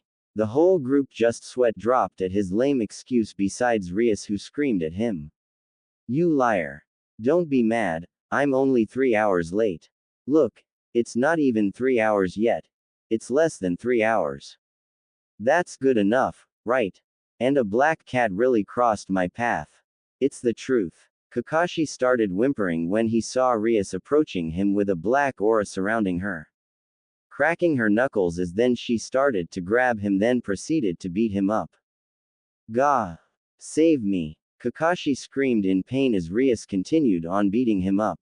Unknown to them, a black cat was watching their antics before leaving. The situation was ridiculous. No other word can be used to explain the current situation. Kaneko was buried in the earth, leaving only her head that was visible. Even though she is a rook, she was not able to muster any strength at all. Her joints, arms, legs were bound to the very earth itself. Her normal stoic expression was not even there. Her expression was with the red cheeks on her face. She was looking at her king. One could see on her face that she was blushing furiously. Kiba himself was down in the ground, sitting in the ground while regulating his breathing from the exhaustion. His expression was one of disbelief. He was looking at the one they were supposed to be gauging. He could not believe the absurdity of the situation. He had the decency to look away from his king, who was sprawled on the ground. Akino was laughing perversely while holding her stomach even when her magic reserves were drained to its last drop. She was laid down in the ground, exhausted while looking at her king. Her expression was that of a masochist. She was blushing at the thoughts of powerful technique to be used on her. Even though she was a sadist, she was quite perked up in the idea of her Kohai's technique being used on her. She was going to tease her king. She won't let her forget what has happened here. Rias, who was angry and furious at her servant earlier, was now crying because of the humiliation and shame that was brought by her servant. She was sobbing and wailing. Her face is filled with flowing tears on her cheeks, with her face so red just like her hair. She was sprawled in the ground. Any person would only give her looks of pity if they would have seen what had happened earlier. She was crying, especially since her best friend was only giving her looks of pity. She broke down crying even further when the one to blame for the situation was just reading his book. It was like the perpetrator doesn't even care about what happened at all. The perpetrator himself, Kakashi, who was breathing quite raggedly, it was obvious that he was exhausted as well. He fought 4 devils with their own strengths and specialties. A strong but a little bit slow taijutsu fighter, a very agile kenjutsu user, a magic specialist, and his master herself, who had something quite the same as a Kekkei Genkei, bloodline limit boy that was scary, the ability to annihilate anything. Sheesh, that's nothing but a cheat ability. But after using his famed technique that made even the famed Kyuubi Jinchuriki, Namikaze Naruto, curled in fear. He was proud of his work, but after that he just returned reading his book before asking, I guess that testing my abilities is over, can I go home now? 1 hour ago. Rias grinned at satisfaction in beating up Kakashi for being late. After all, why shouldn't she? She wasted 3 hours. Just for waiting the new servant to come. She was supposed to gauge and train his new servant for a little while, an hour or two before going to have tea with Sona. Yet, her new servant makes her lose her time. After losing some steam, she started grinning at satisfaction for beating up her servant. She called Sona Citri, her best friend, to watch her gauge and train her new servant before going to tea. Kakashi was reading his book, a manga he found in the bookstore he went to earlier. The title was To Love Ru, a story about a boy who apparently always have unexpected accidents with any girls he bumped into. While it was not on the same level as Jiraiya's Ika Ika, there was no better alternative than it. He was reading his book when he was called by his still angry master, Rias Grimori. Eyes, apologize for wasting my time at Sona. Rias spoke. Her annoyance at him was still strong. He could practically see the tick marks covering her head. The one I would be apologizing to was not even the one that was inconvenienced because I was late. He looked at the person named Sona. Shitori Sauna, the strict student council president of Kuo Academy. She wears glasses with black hair that was cut in a short bob cut and violet eyes. The strict ice queen type of president. Shitori Sauna, huh. She didn't mention anything about her being a devil, but she did mention some of the clans in the Devil Society. Ah, that's right. The Citri clan. Shitori Sona, Citri Sona. Wow. Talk about being subtle. Kakashi was barely able to let his mouth run off. He was glad that he was somehow able to control himself from speaking. He was already messing with one heiress, he didn't want to add another. Kakashi just chuckled sheepishly before scratching his head. Shitori-san, or should I call you Kaichu? I apologize for helping an old lady and getting lost in the road of life. After he spoke that, Akino couldn't stop herself. She laughed loud enough before it turned into giggles. Kiba just smiled and even Kaniko's lips were twitching upwards from the sudden remark. The person he apologized to, Sona, was looking at him in amused expression. Though, Rias was a different story. She was practically oozing her power of destruction as her aura before even more tick marks began to form in her head. Kakashi began to sweat nervously as he could feel the sudden change of the temperature. But before things could get out of hand, Sona spoke. Is that so? Then apology accepted. She stated mirthfully. Her stoic expression never changed, but one could easily see that she was enjoying that fact that Kakashi was annoying the hell out of Rias.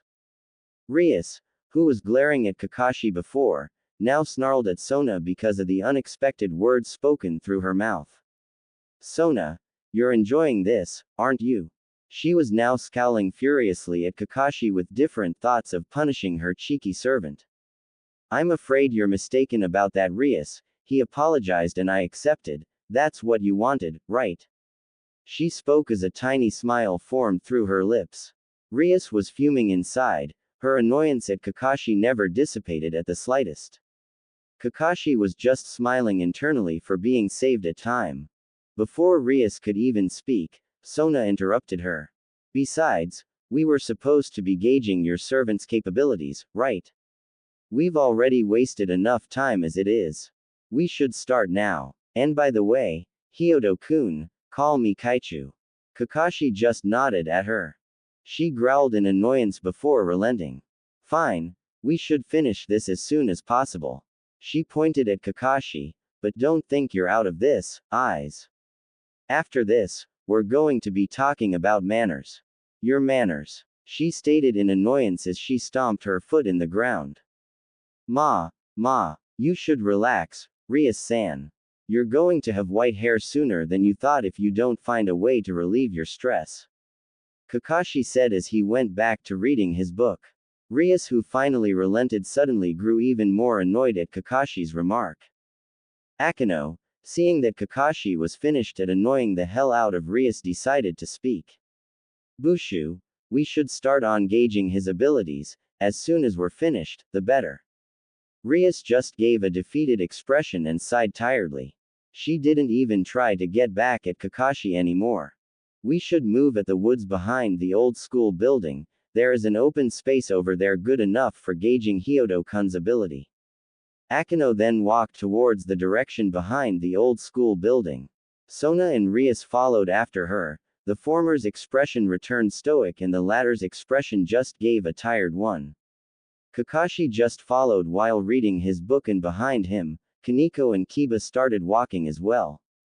They arrived in an open field surrounded by numerous trees and a couple of bushes. Kakashi, who was in his own world reading his book, his expression showed grimaced, having remembered that he burned the whole forest last night because of his technique.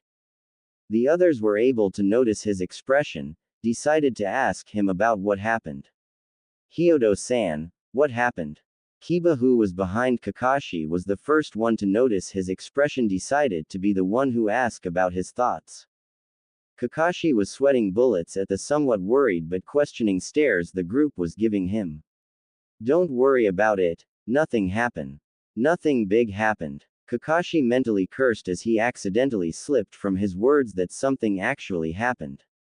Sona, the most intelligent one in the group, came upon a conclusion, decided to interrogate him. You wouldn't happen to know something regarding the burned forest near the mountains last night? She goaded him to speak with a questioning gaze. Kakashi panicked internally but gave an unnoticeable small sigh of relief for being able to hide his nervousness. No. Why would I be the one to burn the forest last night? As far as I remember, I was distributing the flyers last night in the neighborhood the time that the fire happened. Really? She stared at him darkly, looking for any noticeable movement that can be discerned as lying. Kakashi just remained composed while mentally sweating. He wasn't an ex-Anbu for nothing after all. Is that so? I guess I was wrong then. From what I've heard from Rias, you just became a devil yesterday who apparently asked questions about his sacred gear's ability with an expression like a child getting a new toy and wanted start playing with it. And right now you were somehow grimacing when we arrived at the forest behind the old school building. So I'm sorry I was wrong. She mock apologized with full of sarcasm in her voice. Apology accepted. No need to worry, Kakashi said with a cheerful reply, ignoring the sarcastic tone on Sona's voice. The whole occult research club was just looking at Kakashi. They never thought that he would burn a forest down for just trying his sacred gear. They have misjudged his abilities since, from what they've observed on him, he was just a normal high school student. At first, he was calm in the news of being a devil, then he was able to use chakra, now they've heard about him burning a forest. They didn't really know how to judge Kakashi. Just like Rias said, he really was an enigma. Sona, who didn't expect that kind of reply, lost her composure for a second. She was sure that Kakashi would have just told the truth and apologized, but she was starting to get pissed at him for that remark. It was amusing when it was just Rias who was being annoyed. But before she could talk, Kakashi intervened. You people wanted to test me, right? So let's get this over with. I still have to read my book. He closed the book and put it on his small pouch attached on the left side of his belt. He then turned his attention towards the group, waiting for the action to start with a stance. They were now standing in an open forest with a couple of trees and soft soil in the ground. He would be able to use his earth jutsus in this place with the provided ground. The water jutsus would be impossible, seeing there was no body of water nearby. Kakashi was now observing the place, thinking of whatever he could use to satisfy the curiosity of his company devils. He would not reveal every single one of his abilities in this place. I am a shinobi after all. It's in my nature to hide my abilities. Rias, who was irked at his attitude, now wanted to put Kakashi on his proper place. She would show this cheeky servant his place and she would start on beating manners on him. Kakashi would soon be begging for mercy. Rias chuckled darkly as she spoke. Then you would not have problems facing the whole occult research club. She then turned to Kiba, who voiced his own opinion. Kakashi just gave a simple nod while waiting. Bushu, isn't that too much? Hyodo-kun is just a new devil, so he wouldn't be able to fight all of us, especially you and Akino-senpai. He stated, looking at Kakashi with a slightly worried expression on his face. Yuto, are you questioning my decision? She smiled sweetly with a dark aura that promised pain. If one would look at her, one can easily guess that she was really pissed at Kakashi and she wanted to do nothing but beat him down for his disrespectful attitude. No, Bushu. I was just asking. Kiba replied while he frantically waved his hand with a gesture of denial. I see. Akino and Kaneko, you don't have any problems with this, do you? The two girls who were questioned just nodded their own heads and started to focus. Sona, who was watching the group, started to move away further, suddenly started feeling something. I have a feeling that this will be bad for Rias. I'm sorry, Rias, but when it comes to my intuition and sudden feelings, most of them are true. I just hope that it won't end too badly for you. Then, we'll start with Kaneko first, Kiba second, Akino third, and lastly me. Rias smirked mentally. She will be the one to deal the last blow on this disrespectful servant of hers.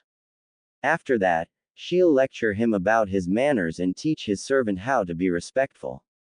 I see. Then come with me with intent to kill, or you'll never hurt me at all. Kakashi made a come at me gesture that only pissed off Rias even more.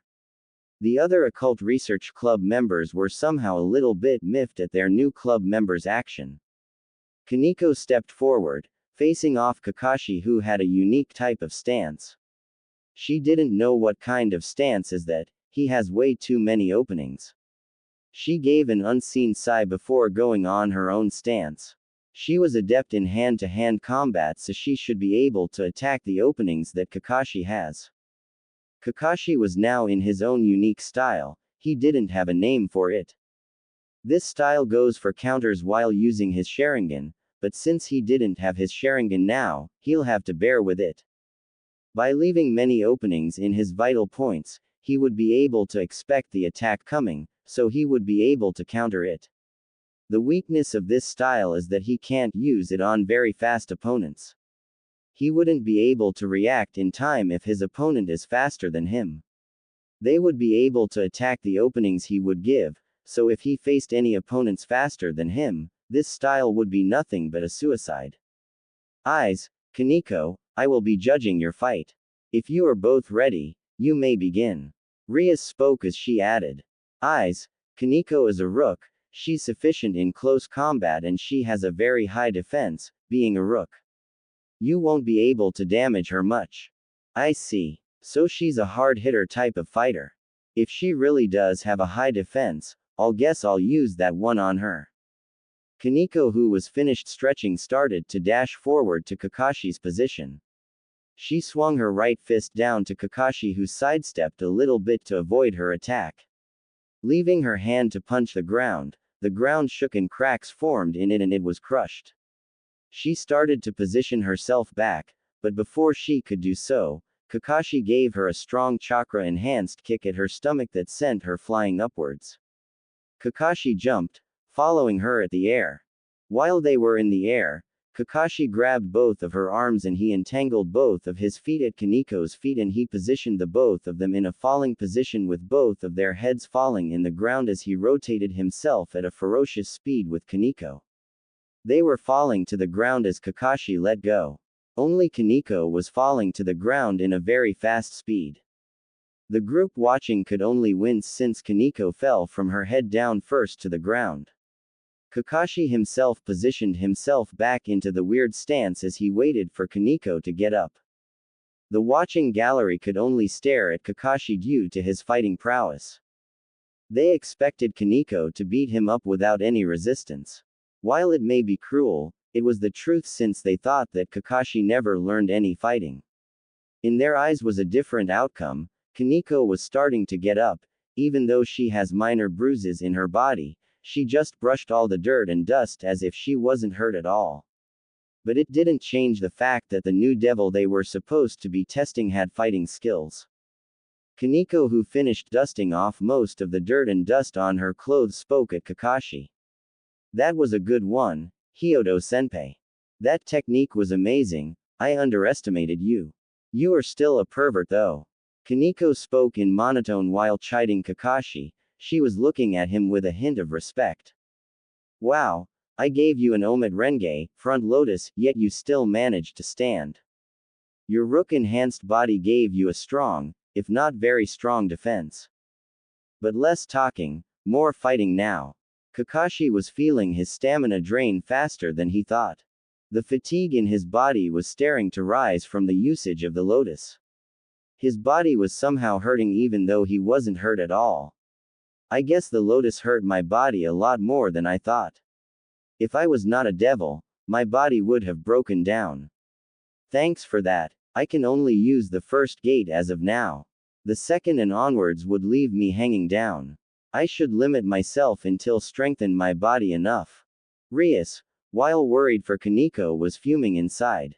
Her irritation was growing for every minute she looks at Kakashi. She wanted for Kaneko to beat him up, Kiba to slice and dice him, Akeno to electrocute him, and for her to finish the job. She wanted to see Kakashi kneeling in the ground begging for forgiveness. Even though he's a strong servant, no one should be disrespectful of their master. Wait for me, if they can't beat you, I'll give you a good beating and a many spanks worth a lifetime. She scowled darkly as she looked at Kakashi, who was now engaging Kaneko in hand-to-hand combat. Kaneko tried to punch Kakashi in slight opening. Kakashi opened himself. He blocked, only to wince in pain as the rook-enhanced punch was grinding the muscles and bones in his arms. He was glad that he coated his hand with chakra as he blocked her punch. Kami, they have another Tsunade and Sakura here. He shivered in worry as he gave a counter punch at her temple. Kaneko bent her back as she dodged the punch Kakashi gave.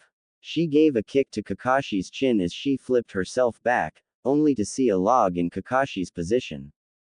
She looked around, from her back, to her front, her left side, her right side, and the sky, trying to find Kakashi, who was gone. She also looked at observers who were saying something, but before she could comprehend what they said, she felt a hand tugging her left foot from the ground. She started to sink fast enough down to the earth itself, leaving only her head visible as she struggled from the ground. Kakashi rose from the ground as he gave an eye smile to Kaneko, who was glaring at him. She knew that he was the reason she was buried in the ground. You won't be able to move for a while, Chibi-chan. Kakashi ruffled her hair, making her scowl at the affectionate action. You should train your speed for a little bit, you're quite slow on the uptake. She just gave a glare while ignoring the advice, but she started to relax as he pet her even further continuously. She even gave a slight purr before looking back at Kakashi. Stopped.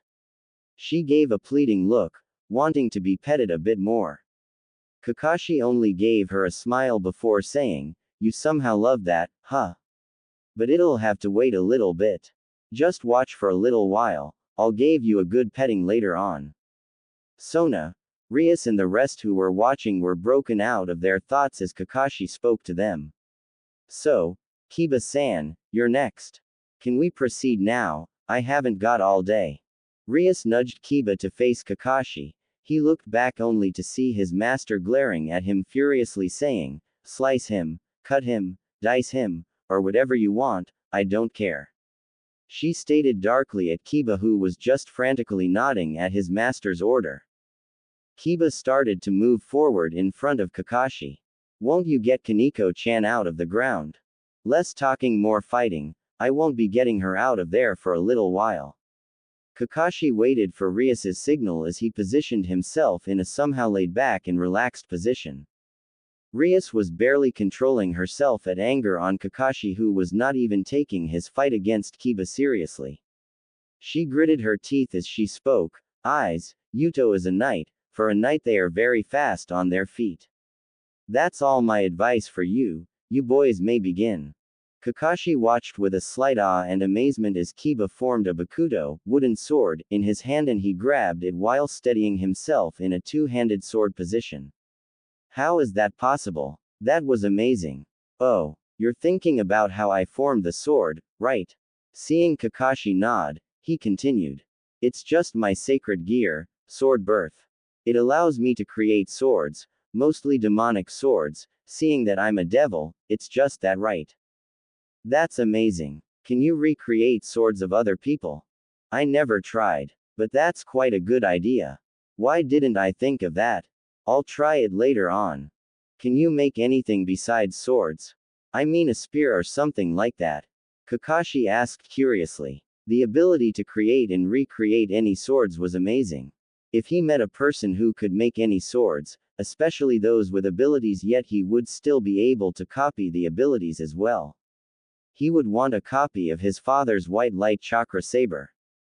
Scene break. A boy with a red hair suddenly sneezed at a girl's face. Am I getting a cold or something? He stated while rubbing his nose, not knowing he sneezed at his companion's face. He sweated bullets as he saw the girl releasing darkly aura with a sickeningly sweet smile on her face. Idiots don't get cold, but you know what? They get a beating of a lifetime. She proceeded to fire hazy black orbs continuously at the boy, who started to apologize while running for his life. Scene break. He was really saddened that the sword was destroyed during the Third Shinobi World War. Even though he repaired it, that was quite a blow since he broke one of his father's prized weapons. Well, no dwelling in the past. Rias was getting ticked since they haven't even started taking their own positions. The two were just talking about swords. It was getting on her nerves. Yuto. Eyes. Take your positions and start fighting. I'm getting angry at the both of you. She screamed at the both of them, who started to position themselves after being yelled at. Hyodo-san, we'll continue the conversation later on. But for now, do you want a weapon as well? Kiba asked. He wanted to know about Kakashi's abilities.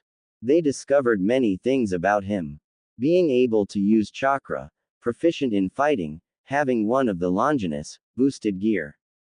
Who knows what kind of secrets he still keeps. Kiba wants him to show those hidden abilities. He truly is an enigma. Yeah, I guess I would want a tanto, short blade. Can you create a simple one? Just a wooden one since we're just sparring.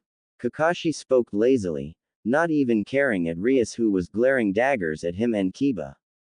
A tanto made of wood started to form in Kiba's hand. He threw it in Kakashi's position, who just grabbed it. He started to test the tanto, making some precise and quick strikes using the tanto. After testing it for a little while, he placed it at his back, slipping it into his belt so that it won't fall.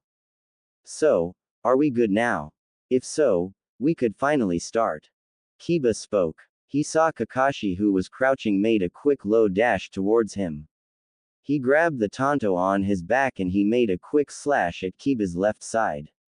Shit, he's fast. Kiba thought as he barely blocked the blow by holding his bakudo vertically and giving a parrying strike as a counter.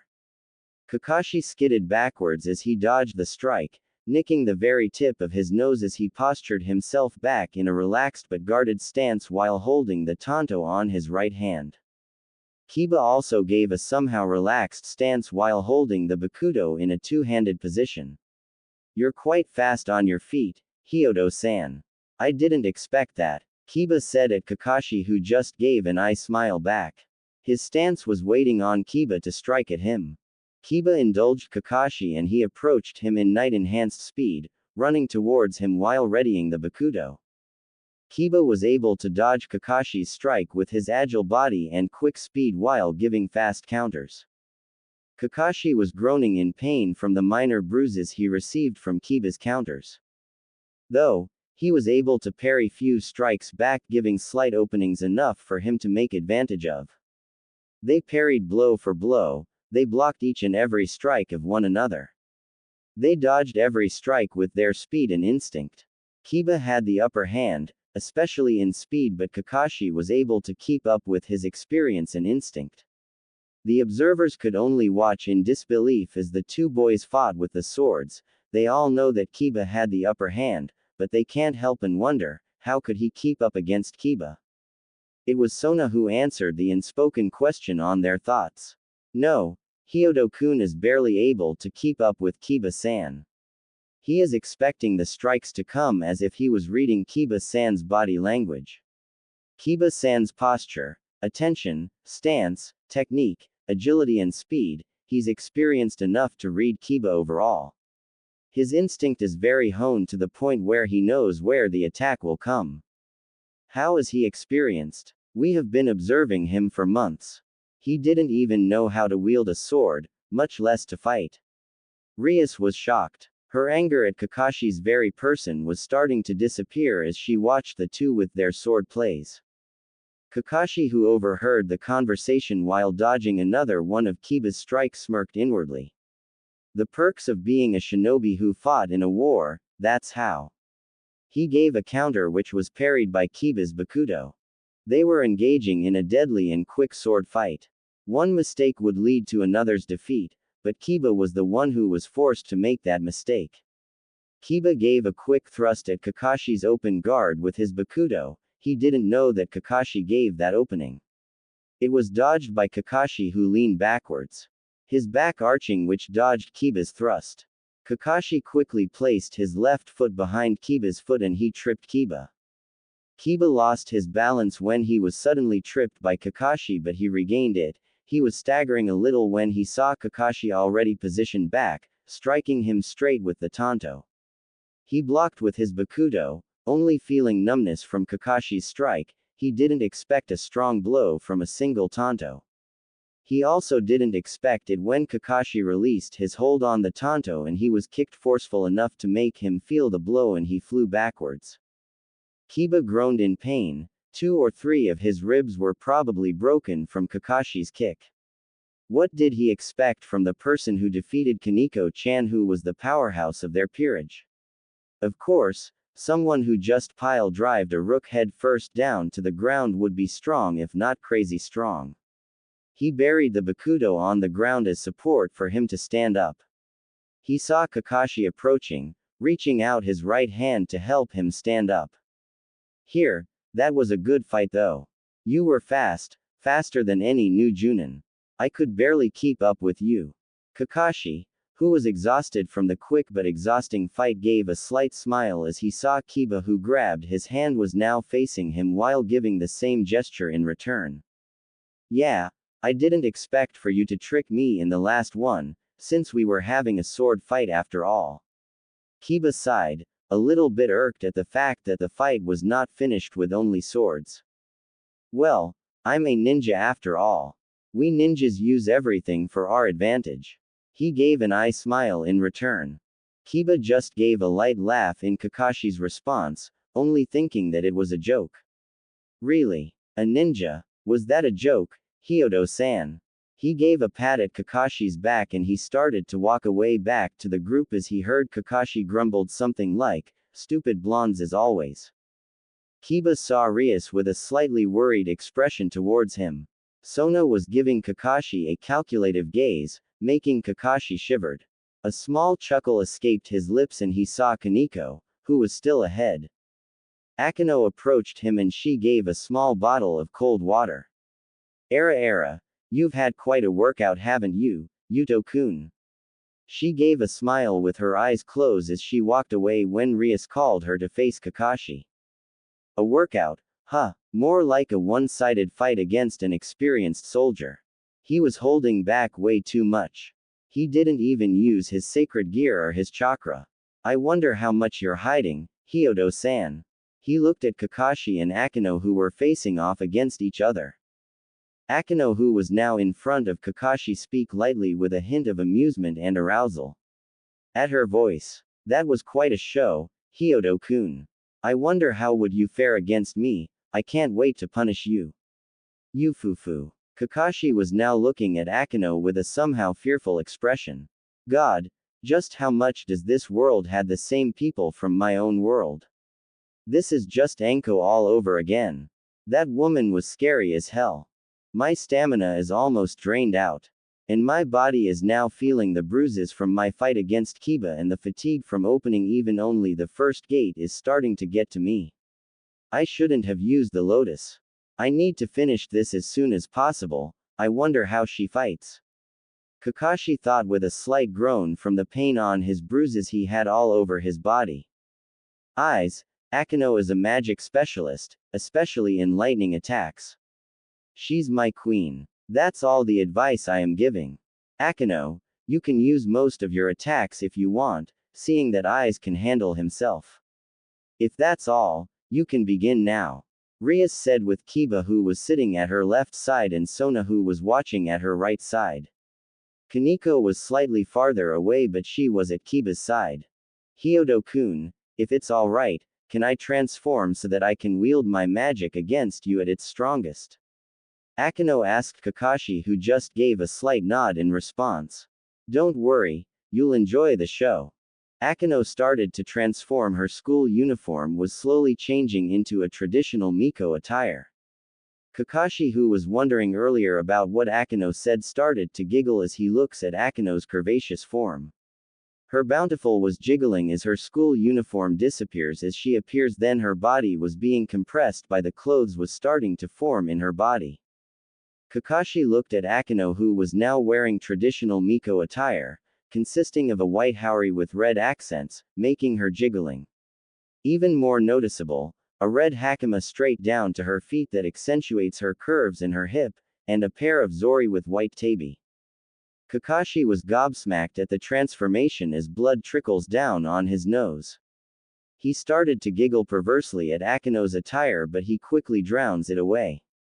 Your transformation was quite good, but nothing could beat Naruto's. That Waroke no Jutsu, sexy technique, was even more amazing than your transformation. Hyodo-kun, you're not satisfied with my transformation. Akeno looked at Kakashi when she decided to continue. So, someone has a better transformation than me. Kakashi was quite surprised at her statement. How did she read my mind? Are you a psychic? He exclaimed. So, someone is indeed better than me, then. Yufufu. You looked at me with your perverted desires, then you started to throw me away for someone else. Akeno spoke with fake sadness, then Kakashi interrupted her. Don't make it sound so dramatic. He cried out, only to be ignored as Akeno continued to speak. I see, so you don't want me anymore. You need a punishment for being a bad boy, Hyodo-kun. She smiled sweetly with a sadistic expression. Her left hand was on her cheek and her right hand started to crackle yellow lightning. She called out a lightning attack that was barely dodged by Kakashi. Shit. She's really another Anko. He screamed in his mind. He was tired enough from the sadistic tendencies of the Kunoichi back in the elemental nations, now he would have to deal with it again. Bushu, should we calm Akeno-senpai down? Kiba asked before getting a gesture of denial. As much as I want to see how will Eyes deal with Akeno and her sadistic behavior. And it's for revenge as well. So you shouldn't worry about that. Rias spoke, her eyes gleaming with a vengeful look. Kakashi was dodging the non-stop barrage of lightning Akeno was calling. Her expression was that of a sadist. She was even sporting a huge blush on her cheeks as she continued her barrage at Kakashi. Hyodo-kun, stop dodging so that I can punish you for your cheating tendencies. We're not even in a relationship in the first place. Kakashi cried out as he barely dodged a yellow streak of lightning coming from the sky. After rolling to the ground, he saw Akeno's hand pointed at him, releasing another streak of lightning. Kakashi sighed. He didn't want to continue this battle of attrition, so he did another unexpected action from the eyes of the observers. He started to form numerous hand seals and he cried out. Raiden. Suin Raiju Suiga. Lightning release. Twin lightning beast tracking fang. Blue lightning started to form in both of Kakashi's hand as it continued to expand until two hounds of lightning started to make a dash towards Akeno's attack. The two hounds of lightning were running in a straight line with a hound in front and another one in the back. The first hound intercepted the incoming lightning attack from Akeno. The hound burst into tiny bits of lightning and the other hound even moved faster than it was before. Akeno was barely able to dodge the lightning beast by flying. She used her devil's wings to dodge the dashing beast when she heard Rias's voice spoke loudly behind her. Akeno, look behind you. Turning her head towards her back, she saw the hound made of lightning following her even in the air with a trail of lightning behind its back. She was paralyzed by the attack when it hit her, making her fall to the ground with the lightning in her body still in effect. One could see bits of lightning in her whole body. Rias ran towards her and she tried to grab Akeno, only to be jolted by sudden lightning. Eyes, what did you do to Akeno? Rias asked seriously. She wouldn't forgive him if he did something unforgivable at Akeno. But before Kakashi could give his reply, Akeno was the one who gave the answer. Don't worry about it, Rias. He just struck me with a lightning technique that made my whole body paralyzed, even my mouth should be, but I was able to speak, so his technique is not that efficient. So I won't be able to move for a while. You probably won't be able to grab me as well. Except for him, I guess. She spoke at Rias, who only gave her a nod in return. Kakashi was now panting. He was obviously exhausted from the never-ending exercise of dodge lightning. Then he casted one of his most chakra-consuming techniques. He should have just finished the fight earlier with that. Why didn't he think of that? I'm hopeless, he thought with a tired sigh. Rias motioned Kakashi to take Akeno and placed her towards a white blanket that was prepared by Kiba. He took Akeno in a bridal position before placing her back in the blanket. My technique was quite efficient, thank you very much. The reason you were able to speak was because you had an affinity towards lightning. If it was anyone else, then they won't be able to speak at all. Kakashi chided her rather childishly. So, he doesn't want his techniques to be insulted, that's quite cute. Akeno thought with mirth before speaking. If that's what you want. But you're quite an enigma, Hyodo-kun. You're quite good at fighting as well, anything else you're hiding? She asked curiously as Kakashi just got up and started to go back at the center of the field. He looked back at her and he spoke rather seriously, who knows? Maybe I can rip dimensions or something like that. He just gave her a slight grin. Dimensions? Surely you jest. You're quite funny, Hyodo-kun. Do you mind if I call you Issei-kun? She asked with a chuckle while waiting for his permission. Sure. I don't mind.